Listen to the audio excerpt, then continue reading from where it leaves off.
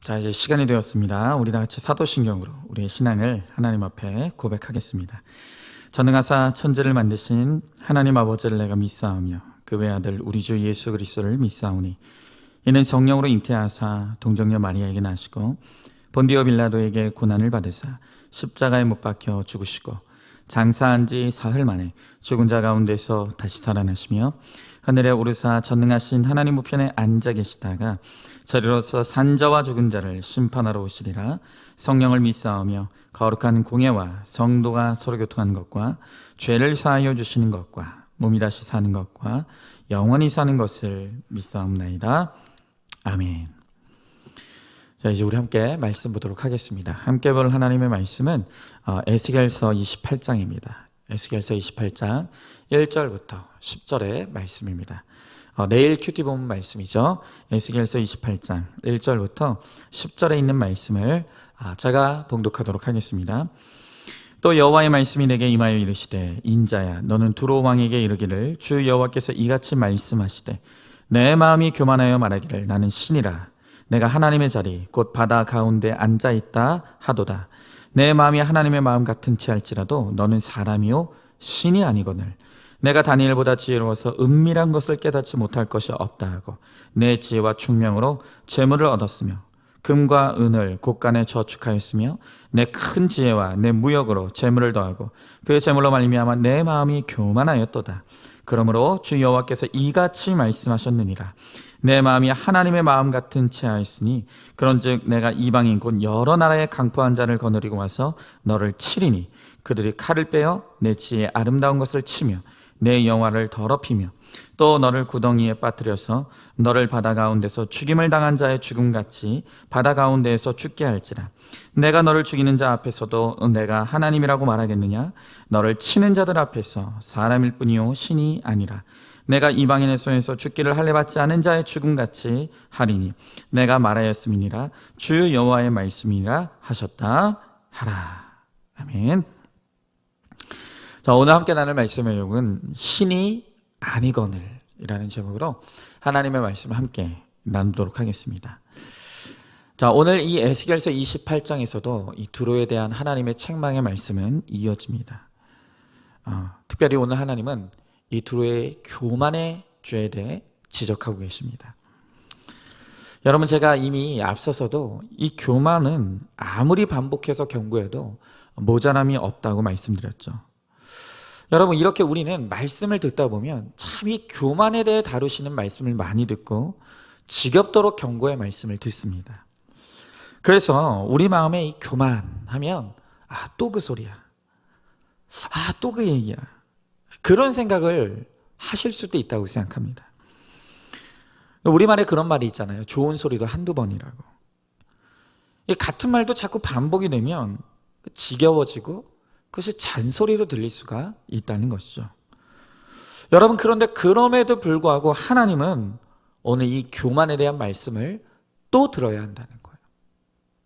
왜냐하면 그만큼 교만은 위험한 것이고 우리가 가장 쉽게 빠질 수 있는 죄악이고 한 번 빠져들면 헤어나오기 쉽지 않은 죄가 이 교만의 죄이기 때문이라는 거예요. 자, 그럼 오늘 하나님은 이 두로를 통해 다시 한번 우리들에게 이 교만의 악과 죄에 대해 말씀하실 때 이 교만에 대해 무엇을 말씀하시는지를 우리가 귀 기울여서 함께 듣기를 원합니다. 자, 먼저 첫 번째로 모든 사람은 교만에 빠질 만반의 준비가 되어 있습니다. 자, 오늘 1절 2절의 말씀입니다. 제가 읽어보겠습니다. 또 여호와의 말씀이 내게 임하여 이르시되 인자야 너는 두로 왕에게 이르기를 주 여호와께서 이같이 말씀하시되 내 마음이 교만하여 말하기를 나는 신이라 내가 하나님의 자리 곧 바다 가운데 앉아 있다 하도다.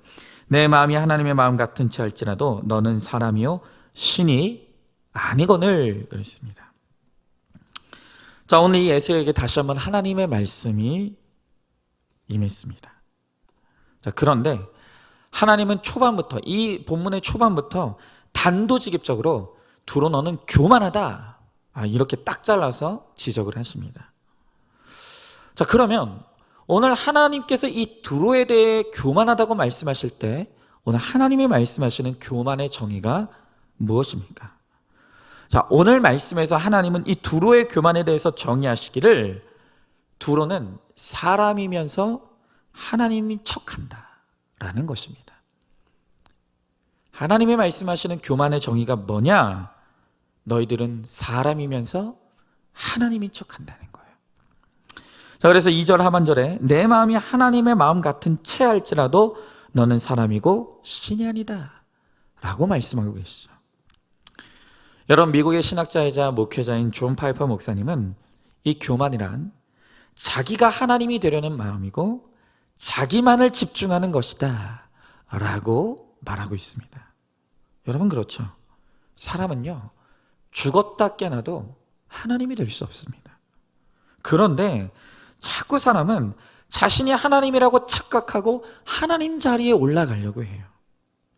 그러면서 자기 자신에게만 모든 가능성을 집중하고, 그리고 자기 자신에게 모든 되어진 일의 공을 돌리는 것이죠. 자, 그런데 우리는 이 교만의 문제에 대해서 한 가지 의문을 가지게 돼요. 그건 뭐냐?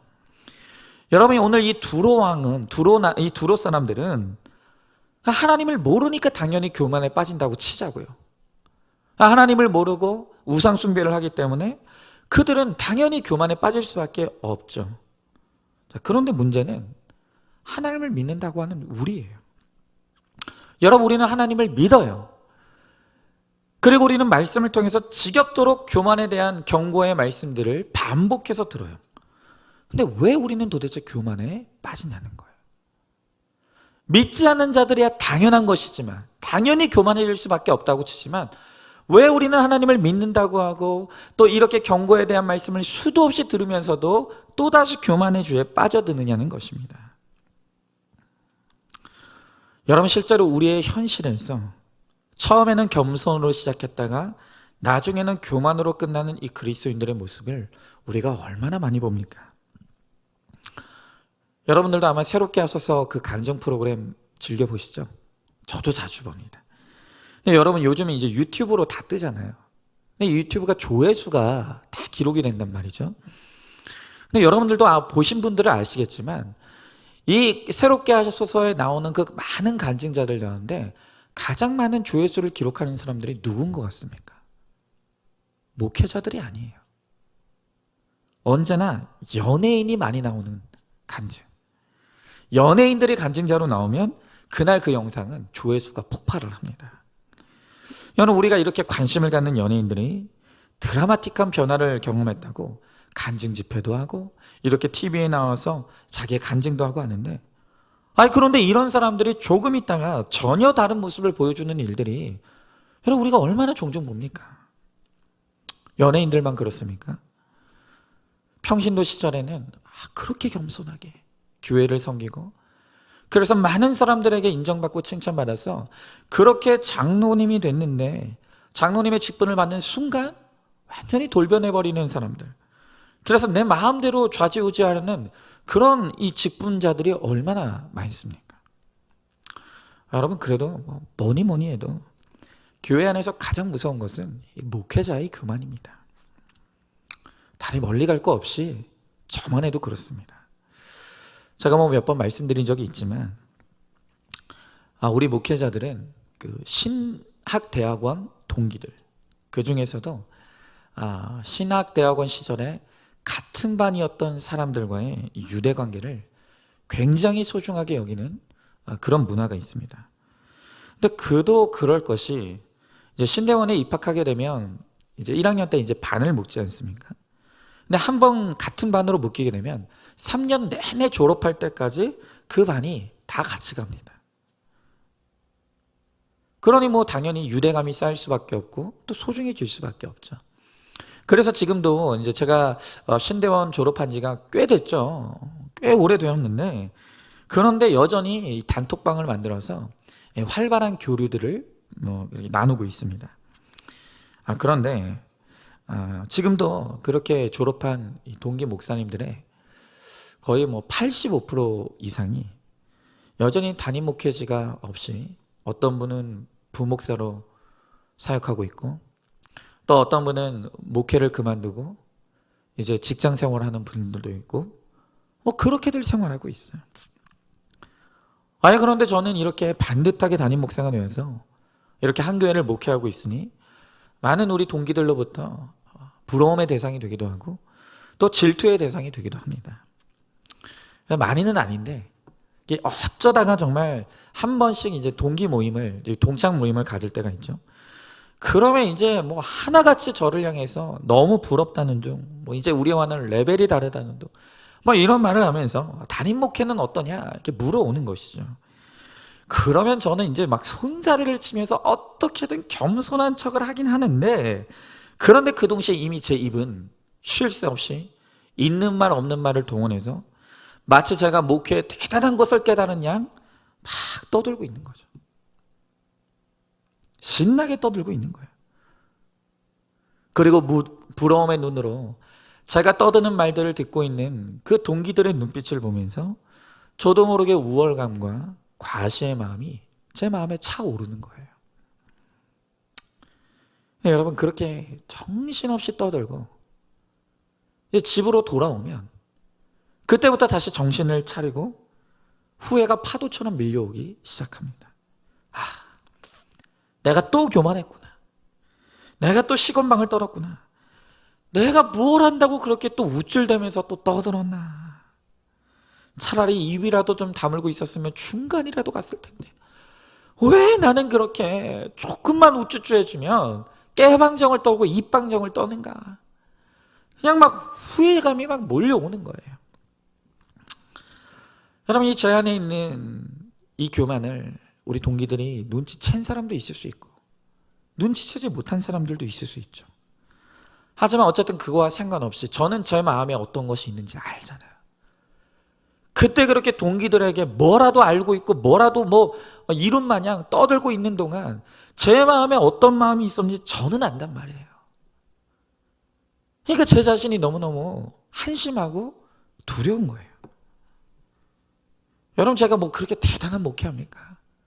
물론 정말 제 수준과 제 형편으로서는 너무 과분한 목회죠. 하지만 뭐 제가 무슨 뭐 이름을 알리는 것도 아니고 뭐 엄청나게 큰 규모의 목회를 하는 것도 아닌데, 그런데도 지금도 이렇게 교만해서 틈만 나면 떠드는데, 내가 조금이라도 더 교회가 커지고 우리 성도들의 숫자가 많아지면 도대체 그때는 내가 어떻게 변할 것인가.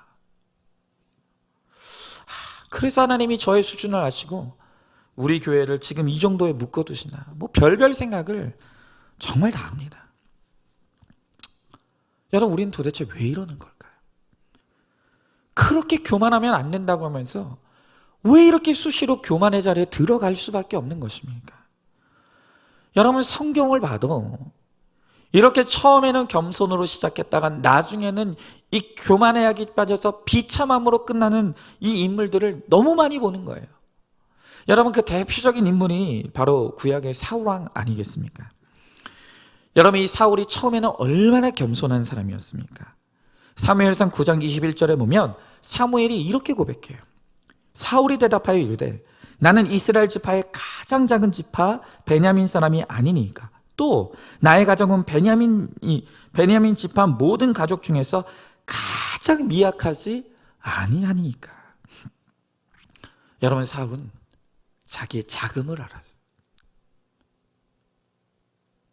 그리고 자기의 미약함을 알았다는 거예요. 나는 작은 자입니다. 나는 미약한 자입니다. 여러분, 이렇게 출발 자체가 겸손으로 시작했던 인물이 사울이에요. 그리고 그렇게 겸손함을 유지했던 사울에게 하나님께서 얼마나 많은 은혜를 베풀어 주셨는지 모른다는 것이죠.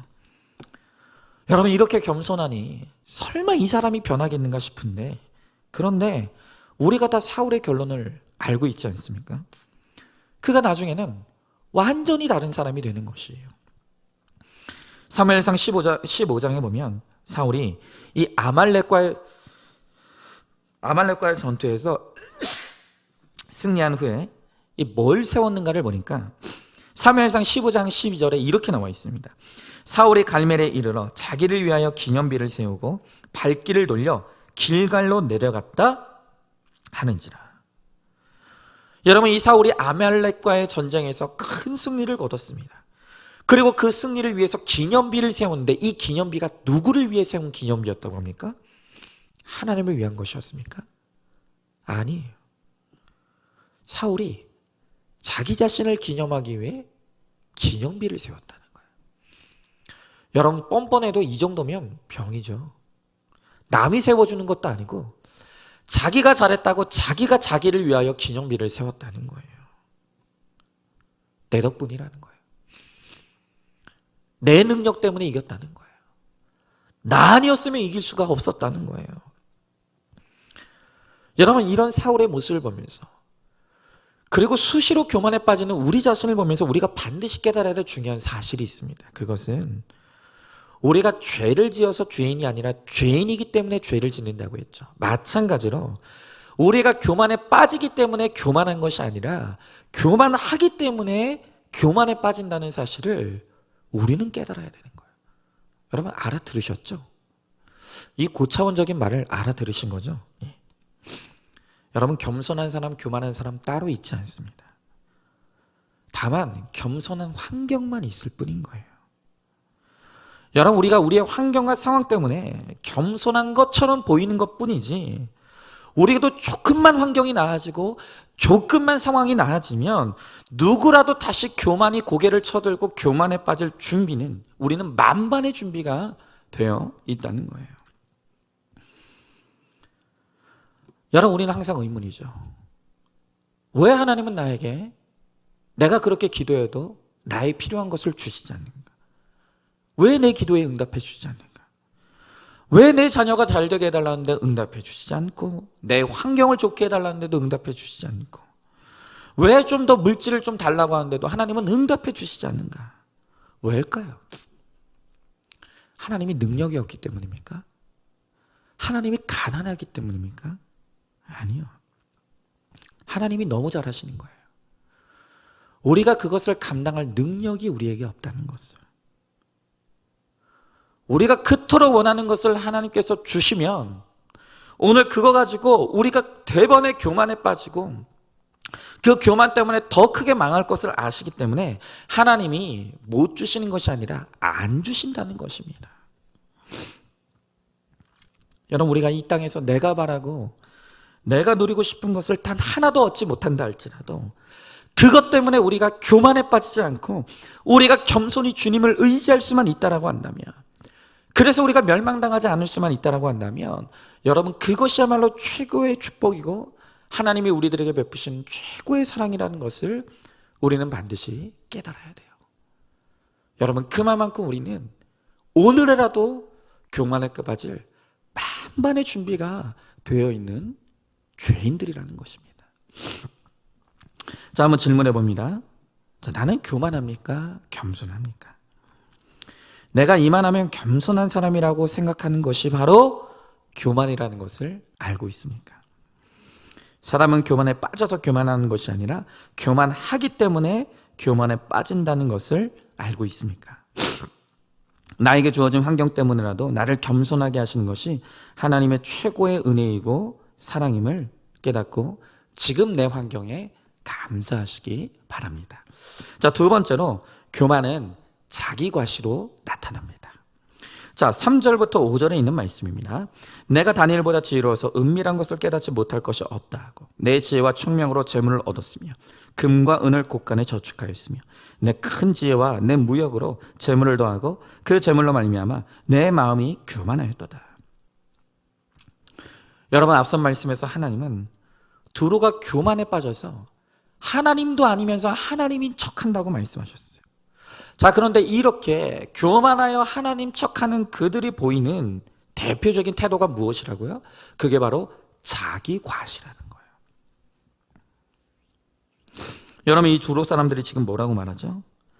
내가 다니엘보다 지혜롭다는 거예요. 내가 총명하다는 거예요. 그리고 이 총명함으로 나는 무역을 잘하고 그래서 나는 많은 돈을 벌었고 많은 재산을 저축했다. 여러분, 지금 이 두로 사람들은 끊임없이 자기 자랑을 해야 돼요. 자기 과시를 하는 거예요. 여러분, 내버려두면 저절로 자라는 식물을 잡초라고 합니다. 마찬가지로 내버려두면 저절로 자라는 게 그 교만이에요. 그리고 그 교만을 그냥 내버려두면 저절로 생기는 것이 바로 자기 과시라는 거예요. 여러분, 제가 얼마 전에 우연히 여러분이 한 번쯤 이름을 들어봤을 교회 한 유튜브 영상을 보게 되었습니다. 그런데 그 교회 그 영상에서 그 교회가 한 행사를 하는데, 그 행사가 뭐냐 하면 교회 공헌을 많이 한 분들을 여러 케이스로 이렇게 나누어서 상을 주는 그런 행사였어요. 이제 한 분 한 분을 강단으로 불러서 이 담임 목사님이 직접 상패를 주는 거예요.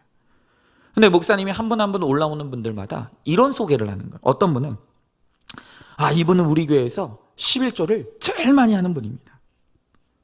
또 그 다음 분에 대해서는 이분은 우리 교회에서 가장 많은 기부를 하신 분입니다. 그리고 또 어떤 분은 이런 소개를 해요.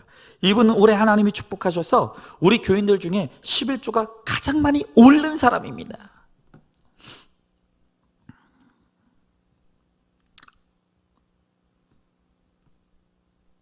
여러분, 어떻게 생각하세요? 그렇게 교회의 공로를 인정받고 그 공로를 인정해서 많은 사람들 앞에서 상패를 주고 박수 받는, 여러분 어떻게 생각하세요? 여러분, 또 제가 또 얼마 전에 예전에 제가 섬겼던 부교육자로 섬겼던 한 교회 안부가 궁금해서 교회 홈페이지에 들어갔어요. 그래서 이제 홈페이지 들어가면 다 주보를 올려놓으니까 그 교회 요즘 상황을 보려면 이제 주보를 보면 되지 않습니까? 주보를 딱 봤는데 주보를 보다 보니까 거기 한 면에 뭐가 있냐면은 올해 사람들을 전도한 전도인 명단이 나와 있는 거예요. 전도된 사람이 아니라 전도한 사람 명단이 있는 거예요. 그러면서 그걸 어떻게 구분했냐면 올해 3명 이상 전도한 사람 이렇게 해놓고 누구 명단 적어놓고, 또 2명 전도한 사람 누구 1명 전도한 사람 누구. 여러분, 제가 앞서 말씀드렸던 많은 사람들 앞에서 공로를 인정하고 상패를 주는 모습, 그리고 주보에다가 누가 몇 명을 전도했는지를 기록해놓은 그런 모습을 보면서 제가 한 게 느낀 게 있어요. 그게 뭐냐면 지금 교회 안에 이 세상의 경영 원리가 참 깊숙이 침투해 있다는 거예요. 여러분, 이런 모습 보면 딱 그 보험회사 모습 아닙니까?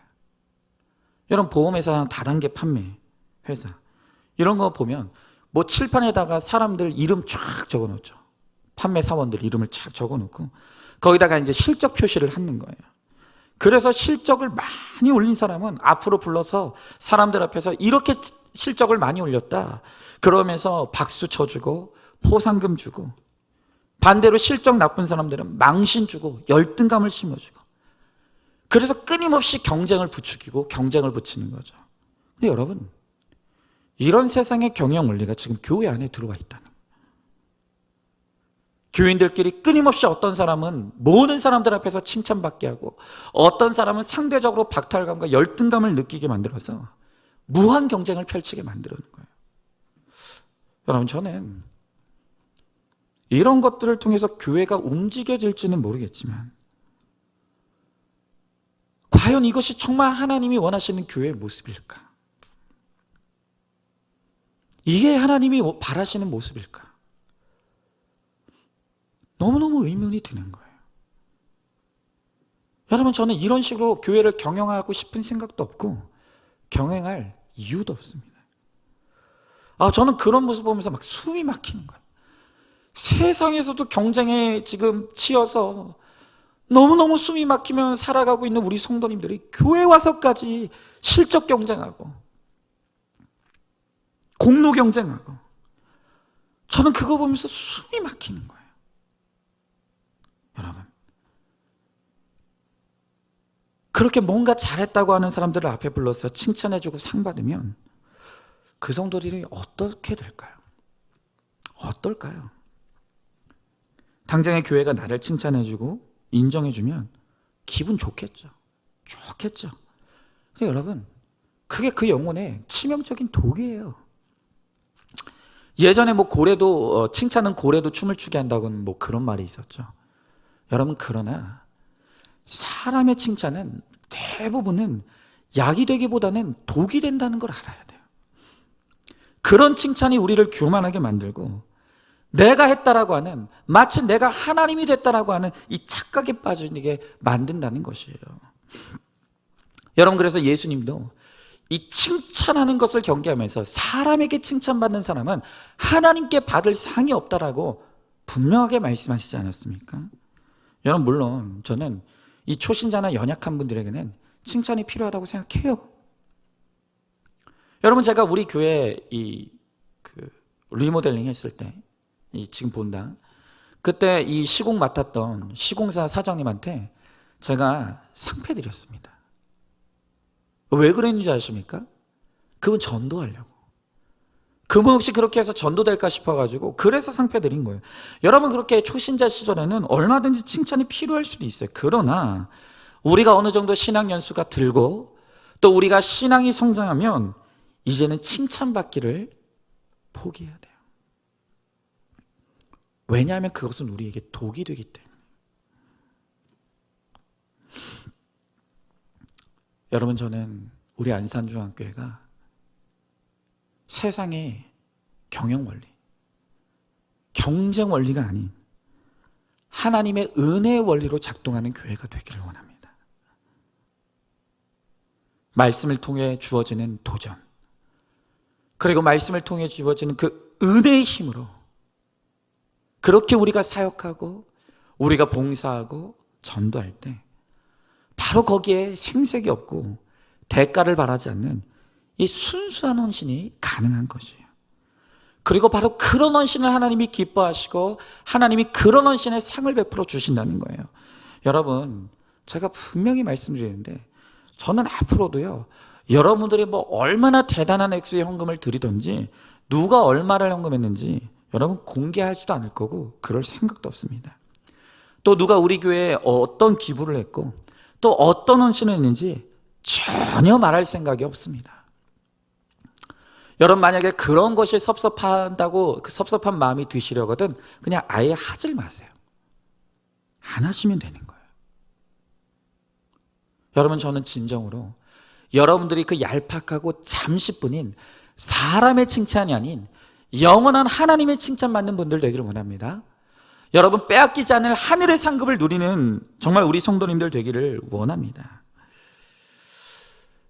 여러분, 우리는 자기과시가 아닌, 자기 자랑이 아닌 겸손히 하나님의 은혜를 인정하고 그리고 하나님이 주시는 힘으로만 살아가고 또 섬기며 사역하는 우리가 되기를 원합니다. 그래서 그것으로 말미암아 하나님의 칭찬과 하나님의 상을 받는 저와 여러분, 우리 모두가 될 수 있기를 바랍니다. 자, 한번 질문해 보죠. 내가 지금 드리고 자랑하고 싶은 것이 드러내고 자랑하고 싶은 것이 무엇입니까? 하나님의 은혜를 고백하는 척하면서 내 공로를 끼워놓고 있지는 않습니까? 은밀한 중에 드리고 행한 것만이 하나님이 기쁘게 받으시는 것임을 알고 겸손히 주님께만 드리시기 바랍니다. 자, 마지막 이제 세 번째로 건강한 두려움을 회복해야 교만이 치유됩니다. 자, 오늘 6절부터 10절에 있는 말씀입니다. 그러므로 주 여호와께서 이같이 말씀하셨느니라. 내 마음이 하나님의 마음 같은 채 하였은즉 그런즉 내가 이방인 곧 여러 나라의 강포한 자를 거느리고 와서 너를 치리니 그를 칼을 빼어 내 지혜 아름다운 것을 치며 내 영화를 더럽히며 또 너를 구덩이에 빠뜨려서 너를 바다 가운데서 죽임을 당한 자의 죽음같이 바다 가운데서 죽게 할지라. 내가 너를 죽이는 자 앞에서도 내가 하나님이라고 말하겠느냐? 너를 치는 자들 앞에서 사람일 뿐이요 신이 아니라 내가 이방인의 손에서 죽기를 할례 받지 않은 자의 죽음같이 하리니 내가 말하였음이니라. 주 여호와의 말씀이니라 하셨다 하라 그랬습니다. 여러분, 우리는 교만에 빠져서 교만한 사람이 아니라 교만하기 때문에 교만에 빠질 수밖에 없다고 말씀드렸습니다. 그리고 그 교만의 열매는 자기과시로 나타난다 그랬어요. 자, 그런데 우리가 여기서 한 가지 분명하게 깨달아야 될 것이 무엇이냐면 사람이 이렇게 끊임없이 자기가 하나님인 체하고 자기를 과시하는 그 내면에는 두려움이 있다는 것을 알아야 된다. 왜 사람이 자꾸 교만에 빠지고 왜 자꾸 자기를 과시하려고 듭니까? 그 내면에 두려움이 있다는 거예요. 여러분, 제가 제 아내와 거의 매일 밤마다 이제 운동을 하러 나가죠. 공원에 갑니다. 근데 이제 공원에 가면요, 참 많은 분들이 애완견을 데리고 나와서 애완견하고 같이 산책을 해요. 근데 제가 그렇게 공원에 나온 개들을 보면서 참 재밌는 것 하나를 발견했습니다. 그게 뭐냐면, 이제 개들이 산책을 하다 보면 종종 이제 큰 개랑 작은 개가 마주칠 때가 있어요. 근데 참 이상한 게 뭐냐면, 꼭 큰 개와 작은 개가 만나면 큰 개는 그냥 가만히 있어요. 근데 작은 개가 꼭 큰 개를 향해서 막 지저대고 으르렁대요. 이게 참 이상해요. 큰 개는 가만히 있는데 꼭 작은 개가 덤비는 거예요. 그래서 저는 이제 모르니까 그 모습을 보면서 참 웃긴다. 조그만 게 천지분간도 못하고 아주 그냥 죽으려고 저렇게 까분다. 저는 그렇게만 생각했어요. 그런데 나중에 알고 보니까 이 작은 개들이 큰 개를 향해서 그렇게 으르렁대고 짖는 게, 그게 뭐냐면 두려워서 그렇다는 거예요. 두려움의 표현이라는 거예요. 제가 그것을 알고, 그렇구나. 그렇죠. 여러분, 큰 개는 어차피 작은 개가 내 상대가 안 된다는 걸 알아요. 두려운 게 없어요. 그러니까 아무리 짖어도 반응을 안 해요. 근데 오히려 작은 개는 두려우니까 자기를 방어하기 위해서 끊임없이 짖어대고 으르렁대는 거예요. 여러분, 그런데 사람이 딱 그래요. 여러분, 사람도 정말 힘이 있고 능력이 있는 사람은요, 굳이 드러내지 않아도 다른 사람이 다 알아줍니다. 굳이 나를 드러내려고 할 필요가 없어요. 그런데 오히려 힘이 없는 사람들은 자기를 보호하기 위해 있는 척, 센 척. 그래서 여러분, 요즘 예전에는 조폭만 문신했는데 요즘은 아무나 다 하지 않습니다. 그게 뭐예요? 허세예요. 자기를 자꾸 포장하는 거예요. 근데 그 포장하고 허세 부리고 과시하는 그 내면에 뭐가 있다고요? 불안함이 있다는 것이에요. 여러분, 오늘 우리 사람들은 내면의 불안함을 느낄 때 딱 두 가지 반응으로 갈려요. 하나는 그 두려움을 인정하고 수용하지 않는 거예요. 그 두려움을 인정하지 않고 감추려고 하니까 그게 자꾸 허세로 나타나고 자기를 과시하는 교만으로 자꾸 그걸 포장하는 거예요. 여러분, 그러나 또 한 가지 반응, 그것은 뭐냐면 그 두려움을 인정하고 수용하는 거예요. 내가 두렵다는 것을, 내가 이렇게 두려움을 느낄 수밖에 없는 연약한 사람이라는 것을 인정하는 거예요. 여러분, 이렇게 나의 두려움을 수용하고 나의 연약함을 인정하는 사람은 창조주 되시는 하나님께 가까이 갈 수 있는 거예요. 그리고 하나님을 의지하게 됩니다. 그럴 때 바로 그런 사람들에게 하나님의 은혜가 임하게 되는 것이에요. 여러분, 오늘 이 두로에게도 그렇게 잘 나가고, 그래서 그것으로 교만에 빠져서 끊임없이 자기를 과시하는 허세를 부리던 이 두로에게도 두려울 수밖에 없는 사건이 찾아왔죠. 강포한 자들이 쳐들어와서 두로를 칩니다. 그래서 두로의 아름다움이 망가지고 그 가지고 있던 것들을 빼앗기게 되는 거예요. 여러분, 그런데 이 두려운 사건 앞에서 이 두로가 보이는 반응이 뭐죠? 두려움을 거부합니까? 수용합니까? 그들은 그 두려움을 거부하는 거예요. 끝까지 나는 두렵지 않다고, 나는 얼마든지 이 상황을 이길 수 있다고, 이까짓 것 아무것도 아니라고, 그렇게 하면서 마치 자신이 하나님의 마음이 있냐 마냥, 나는 아무것도 두려울 것이 없는 것 마냥 교만을 떠는 거예요. 그리고 그 결과로 이 두로는 완전히 망하는 거예요. 여러분, 앞서서 이 앞에서 사울이 전쟁에서 이기고 자기를 위하여 기념비를 세우는 이 허세를 부렸다고 하지 않았습니까? 근데 왜 이렇게 사울이 허세를 부리는가를 보면 그의 내면에도 두려움이 있다는 것을 보게 되는 거예요. 여러분들도 잘 아시죠? 여러분, 사울이 그렇게 위세가 등등한 아니었는데 어느 날 혜성같이 등장한 이 어린 다윗을 그가 시기하고 질투합니다. 왜요? 두려움 때문에. 여러분, 다윗이 물맷돌로 골리앗을 이긴 후에 백성들이 다윗을 맞아들이고 환호했죠. 근데 여러분, 특히 여자분들이 참 이 표현을 잘하잖아요. 어머 목사님 막 이러면서 막 표현을 잘하잖아요. 근데 이 여인들이 다윗을 환호하고 막 하면서 그 여인들이 했던, 다윗을 향해 했던 말이 무엇입니까? 사무엘상 18장 7절부터 9절에 보면 이렇게 나와 있죠. 여인들이 뛰놀며 노래하여 이르되 사울이 죽인 자는 천천히요 다윗은 만만히로다 한지라. 사울이 그 말에 불쾌하여 심히 노하여 이르되 다윗에게서는 만만을 돌리고 내게는 천천만 돌리니 그가 더 얻을 것이 나라 말고 무엇이냐 하고 그날 후로 사울이 다윗을 주목하였더라.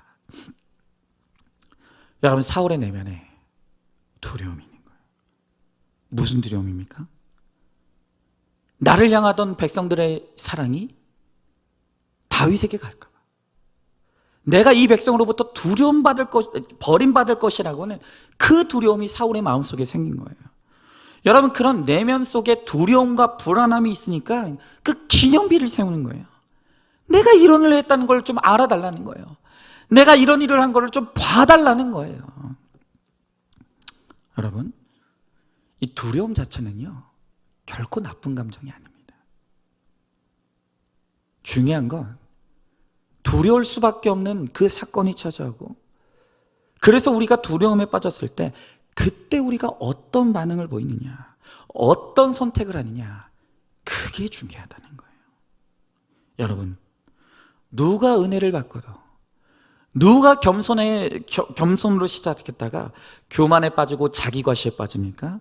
그 내면의 두려움의 문제를 하나님 앞으로 가져가질 않고 끝까지 자기가 하나님인 척하면서, 센 척하면서 그 두려움을 내 힘으로 이기고 극복해 보려고 하는 사람이 결국엔 교만에 빠지고 자기 과시에 빠져서 망하는 것이죠. 여러분, 겸손한 사람이란 어떤 사람이라고요? 두려울 수밖에 없는 사건 속에서 내가 두렵다는 걸 인정하는 거예요. 나는 이 문제를 해결할 수 없다는 것을 인정하는 거예요. 그리고 그 두려울 수밖에 없는 문제를 가지고 하나님 앞으로 나와서 나의 교만을 회개하고 전적으로 하나님을 의지하는 것입니다. 여러분, 그럴 때 하나님께서 우리를 기꺼이 받아주시고 우리를 구원해 주시고 우리를 살게 해주시는 거예요. 여러분, 제가 앞서 언급했던 그 존 파이퍼 목사님은 우리의 교만을 어떻게 치료될 수 있는가, 우리의 교만이 어떻게 치료할 수 있는가에 대해서 이야기하면서 야고보서 4장 14절에서 15절의 말씀을 언급합니다. 야고보서 4장 14절에서 15절에 보면 이렇게 나와 있어요. 내일 일을 너희가 알지 못하는도다. 너희 생명이 무엇이냐? 너희는 잠깐 보이다 없어지는 안개니라. 너희가 도리어 말하기를 주의 뜻이면 우리가 살기도 하고 이것이나 저것을 하리라 할 것이거늘.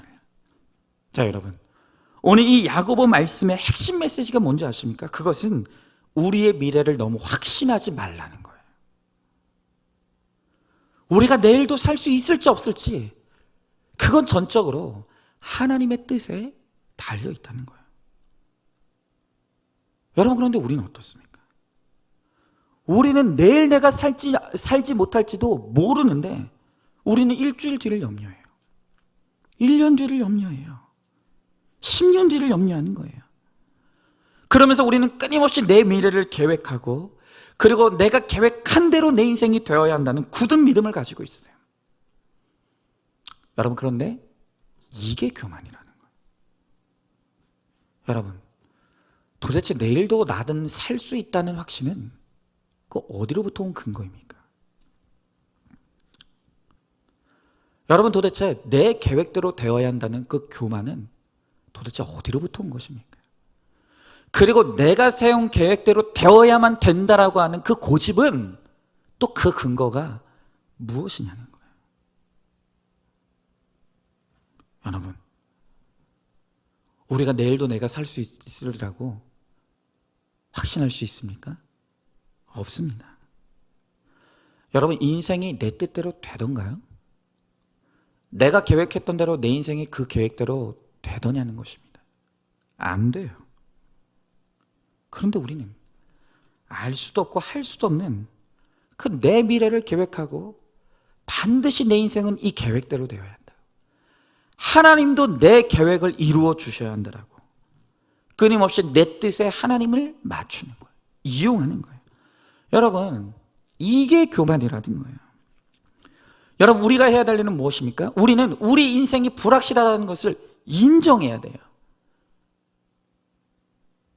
내 인생에 어느 날 죽음이 찾아올지 몰라요. 내 인생이 절대로 내 뜻과 내 계획대로 되지 않는다는 것을 받아들여야 되는 거예요. 여러분, 우리는 우리 인생의 불확실성을 인정해야 돼요. 받아들여야 돼요. 그리고 그 불확실성의 두려움을 가지고 하나님의 말씀을 펴고 하나님의 인도하심을 받아야 되는 거예요. 이 두려움이 하나님께 파고든 동력이 되게 해야 되는 거예요. 여러분, 그래서 존 파이퍼 목사님은 이 야고보서 말씀을 통해서 우리 교만의 치료책이 무엇이냐? 그것은 우리 미래에 대한 하나님의 은혜를 믿는 확고한 믿음을 갖는 것. 우리 미래는 하나님의 은혜에 달려있다라고 하는 이 믿음을 갖게 되는 것. 이게 우리 교만을 치유해 준다는 거예요. 여러분, 지금 우리 두려울 수밖에 없는 어려움이 생겼습니까? 거기서 우리가 깨달아야 될 것은 우리가 두려울 수밖에 없다는 거예요.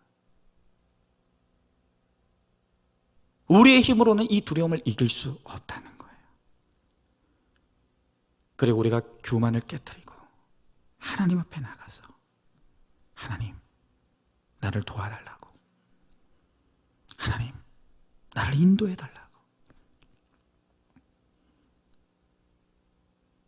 내가 이 어려움을 넘어설 수 있는 은혜를 주시고 또 내가 풀 수 없는 이 문제를 풀어주시는 하나님의 은혜를 달라고. 오늘은 하나님의 은혜에 우리의 삶을 의탁하고 맡기는 거예요. 여러분, 지금 이 두려울 수밖에 없는 우리의 문제와 사건 앞에서 하나님이 기뻐하시는 올바른 방향으로 나오시길 바라요. 끝까지 내가 할 수 있다고 허세 부리고 과시하는 것이 아니라 내가 할 수 없음을 인정하며 하나님의 약속의 말씀을 붙잡길 바랍니다. 그리고 말씀의 인도를 누리시길 바라요. 그럴 때 하나님께서 나를 거룩한 그 한 사람이 되게 하셔서 나의 현재를 책임져 주시고 나의 미래를 책임져 주시고 그리고 나의 영혼까지 책임져 주시는 은혜로 우리와 반드시 함께하여 주실 줄로 믿습니다. 자, 한번 질문해 봅니다. 지금 두려울 수밖에 없는 그 일이 닥쳤습니까? 그 사건 앞에서 나는 지금 어떤 반응을 보이고 있습니까? 시간이 약이라고, 이 또한 지나가리라고, 아무것도 아니라고 여전히 허세와 자기 과시로 일관하고 있지는 않습니까? 두려울 수밖에 없는 사건 앞에서 말씀 붙잡고 하나님의 은혜를 구하시기 바랍니다. 그것이 내가 살고 가정이 살고 교회가 사는 유일한 길임을 확실히 믿으시기 바랍니다. 자, 이제 오늘도 우리 성도님들이 보내주신 많은 기도 제목을 이제 우리가 함께 좀 나누길 원합니다. 나날이 갈수록 우리 성도님들의 기도 제목이 많아지고 있어요. 이렇게 많은 기도 제목들이 있는데 이제까지 이것을 가지고 우리가 함께 기도하지 못했던 것이 참 하나님 앞에 죄송스럽고 부끄럽습니다. 여러분, 오늘도 제가 목장별로 우리 성도님들의 기도 제목을 나눌 때 여러분들이 귀 기울여 들어주시고 함께 기도하는 마음으로 읽어주시고 또 우리가 함께 중보하는 시간을 갖도록 하겠습니다. 자, 이제 1목장부터 함께 기도 제목을 나누겠습니다. 자, 1목장 이옥하 성도님, 딸 예은 양이 첫사랑을 회복하길, 매일 큐티하면 뇌절을 보고 회개하고 거룩을 쫓기를, 하나님의 은혜로 취업한 직장에서 잘 적응하여 붙어갈 수 있기를. 이선희 집사님, 하나님의 섭리 가운데 자녀들이 결혼식 인도를 받기를. 11월 13일, 또 결혼 준비 가운데 물질적으로 어려운 환경을 지혜롭게 대처할 수 있기를. 세 번째, 더불어 아들 부부가 서우진, 박소희가 결혼식 이후 주일 예배를 함께 드릴 수 있기를. 가족의 구원을 위해 아내와 엄마의 자리에서 먼저 믿는 자로서의 그리스도의 편지가 되기를. 한금식 권사님, 가족 구원이 이루어져 가족이 소통할 수 있는 공동체가 되기를, 허락하신 사명을 잘 감당할 수 있기를. 또 남편 박상수 성도님과 저의 건강을 위해서. 자, 이목장입니다. 이예숙 권사님, 남편 최성호 집사님의 뇌혈관 치료를 위해 기도 부탁을 하셨습니다. 또 이정덕 집사님, 친정어머니 이무김 집사님의 기력을 회복시켜 주시고 건강케 하시기를 위해 기도 부탁하십니다. 또 우리 황민경 권사님, 법에 매여 있는 시간을 통해 거룩을 이루어갈 수 있기를, 또 작은 아주머님의 간암과 합병증 치료 과정에 인도함을 받기를, 또 간경화임에도 간병하시는 형님의 건강도 책임져 주시기를, 또 우리 송광순 권사님, 이 코로나가 속히 물러가기를, 또 아들 김민규 군이 10월 8일 교통사고로 불편한 턱의 치료를 위해 MRI를 찍게 되는데 그 과정과 모든 치료 가운데 함께하여 주시기를, 또 이성란 집사님, 아들이 믿음의 배우자를 만나 영적 후손을 이어갈 수 있기를 위해서 기도를 부탁하십니다. 자, 이제 삼목장입니다. 김기혁 권사님, 남편 김승구 집사님과 함께 건강하기를, 또 아들 종규, 종현의 결혼식을 위해, 김연희 집사님, 다리 통증의 완화를 위해, 또 남경희 성도님, 더 이상 건강이 약해지지 않고 내 죄를 회개하며 주님만 믿고 따르며 순종하기를, 또 남편 유영욱 성도님과 함께 예배드리고 가정 예배도 드릴 수 있기를, 남편의 자격증 시험에 하나님께서 인도해 주시기를, 또 딸의 건강과 안전한 직장 생활을 위해, 또 건강의 회복을 위해 기도 부탁하셨습니다. 또 이은영 집사님, 예배 말씀의 회복을 위해 기도 제목을 올린 후 여러 고난으로 매일 퀴트로 나가게 하시며 회복되어짐으로 응답해 주심을 감사드립니다. 또 대면 예배가 가능해지면 수요 예배를 참석할 수 있기 위해 기도 부탁하십니다. 또 우리 이정숙 권사님, 건강 위해서, 또 장성한 믿음 주셔서 사명 감당할 수 있도록 남편 허우광 집사님의 대장암 수술 후 건강 회복을 위해 기도 부탁하시고요. 한경숙 집사님, 하나님의 말씀에 집중하여 가족 구원을 이루는 사명 감당하기를, 딸과 사위가 코로나 후유증으로 잃어버린 미각과 후각이 회복될 수 있기를 위해, 또 아들 임진혁 군의 군입대가 10월 12일인데 그 기간 동안 예수 그리스도를 영접하기를, 또 12월 19일에 계획된 카라싱어제의 비대면 합창 연주회를 위해 기도 부탁하십니다. 또 우리 최양래 집사님, 가정 모두 성령 충만으로 삶 속에서 주님을 누리는 은혜가 임할 수 있도록 기도 부탁하셨습니다. 자, 이제 사목장입니다. 박경숙 권사님, 과하지도 않고 부족하지도 않은 지혜로운 엄마이기를, 또 내 열심을 내려놓고 예수 안에 수많은 우상이 무너지기를, 세 번째로 코로나가 종식되어 예배가 회복되기를, 또 김순영 집사님, 사명, 이 목자의 사명을 감당할 수 있기 위해, 또 두 딸의 구원을 위해 눈물을 흘리는 엄마가 되기를, 또 큰딸 헤란의 편입시험을 위해, 또 남편 곽정훈 집사님과 또 우리 집사님의 건강을 위해 기도 부탁하십니다. 또 이민옥 집사님, 가족 간의 관계가 회복되어지기를, 송영미 집사님, 남편 정진호님의 구원과 건강, 또 주님을 아는 기쁨을 맛보길, 아들 정민종 군의 믿음 회복과 주님의 뜻대로 인도되는 삶이 되기를, 또 딸 정아림 양 주님과 인격적으로 만날 수 있게 되기를. 자, 이제 5목장입니다. 우리 권나래 사모님, 남편 김은성 목사님의 다음 사역을 하나님께 인도함 받기를 위해 기도 부탁하십니다. 또 박정우 성도님, 가족의 영혼 구원을 위해, 또 형부의 술, 담배 중독에서 벗어나 사명 감당하기를, 또 조카 지은 양이 말씀이 들려 주를 영화롭게 하기를, 최미숙 집사님, 조울증으로 입원한 딸 정다솜 양이 병원의 적응과 치료를 통해 일상을 회복하기를, 이 사건을 통해 딸이 하나님을 인격적으로 만날 수 있게 되기를, 또 딸의 사건을 말씀으로 해석받고 회개를 이루어 구원의 사건이 되기를, 또 남편의 예배의 회복을 위해 기도 부탁하십니다. 자, 이제 6목장입니다. 이완 집사님, 하나님보다 우상을 사모하는 내 안에 죽어지지 않는 음란을 말씀으로 깨닫고 회개하며 가도록 인도받기를, 또 김상미 집사님, 정신과 치료 잘 받고 하루하루 말씀 안에 적용할 힘을 허락받기를, 또 김하미 성도님, 남편의 취업이 이루어질 수 있고 또 이 과정에서 주님을 깊이 만나기를 기도 부탁하십니다. 또 우리 박정수 성도님, 다시 시작된 항암 치료에 여호와 라파의 은혜가 임하고 이 사건을 통해 구원과 거룩이 임할 수 있기를 기도 부탁하십니다.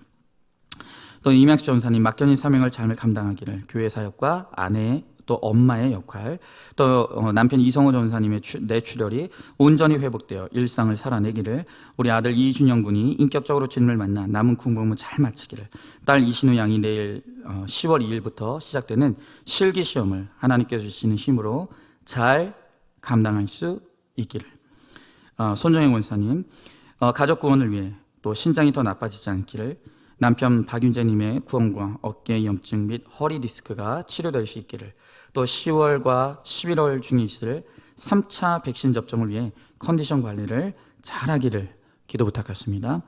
자, 이제 7목장입니다.